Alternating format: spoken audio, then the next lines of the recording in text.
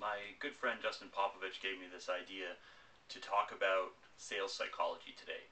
And it's something that a lot of people don't necessarily know out of the gate, and it's something you kind of learn with experience. And I thought, based on some of my experiences, maybe I can accelerate your experience level with sales psychology. So I kind of have three rules that I follow when I'm dealing with a new client.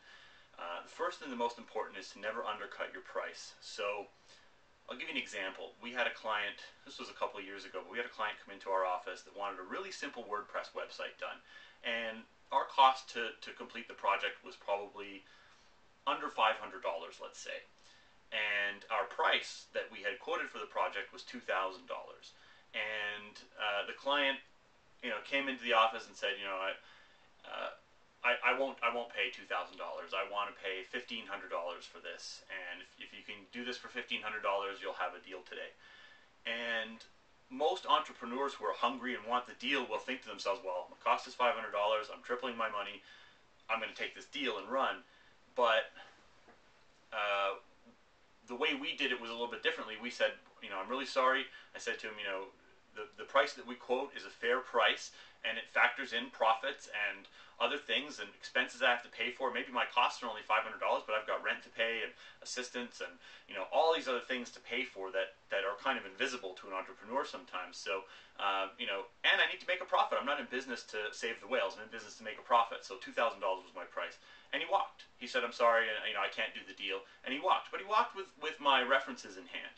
And sure enough, that night he called my references, because I got some of my references are good friends. They called me and said, who is this guy checking up on you? And I said, oh, he's a potential client. Sure enough, the next morning he called and said, okay, let's do it for $2,000.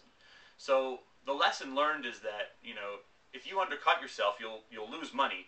And a lot of the time, the people who ask you to lower your price will be the highest maintenance customers. And in this guy's case, he was a fairly high maintenance customer. So asking for $2,000, when I considered the amount of support that we had to provide him on the back end, in hindsight, was actually probably not enough money. So, definitely don't undercut yourself. The next rule that I always follow is never appear hungry. And this can go, this rule applies to dating as much as it does apply to, trying to get a client. If you're in your client's face and calling and following up and constantly harassing and hounding them to the point where they're screening you, you're not going to get your deal. Because they're concerned now. I know if someone would like that with me, and I've had people, hounding me like that. My concern is if I give you a deposit or I give you some money, you may not actually do what I need you to do because you need that money so badly that it's going to go somewhere else, not necessarily to my work that needs to be done.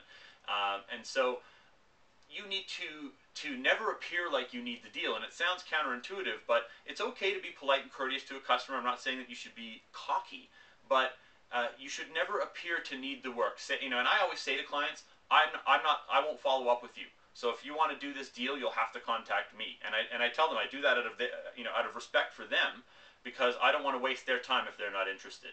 And a lot of the time, just saying that will set them in the right direction, because they're thinking now that you're so busy that you don't need them so badly. And that almost it's like playing hard to get when you're dating. It actually works on customers just as well as it does when you're dating. And the last thing is your body language. Never be folding your arms or crouching over your legs or anything like that. Never be leaning forward in your customer's face. Always be leaning back, arms open. Hands together like this or like this is always good when you're in a meeting. Sometimes even putting your hands behind your head if it's appropriate in a meeting. It all sends signals that you are open and that you're not afraid to be in that room and that you belong there. So those are my 3 top sales psychology tips.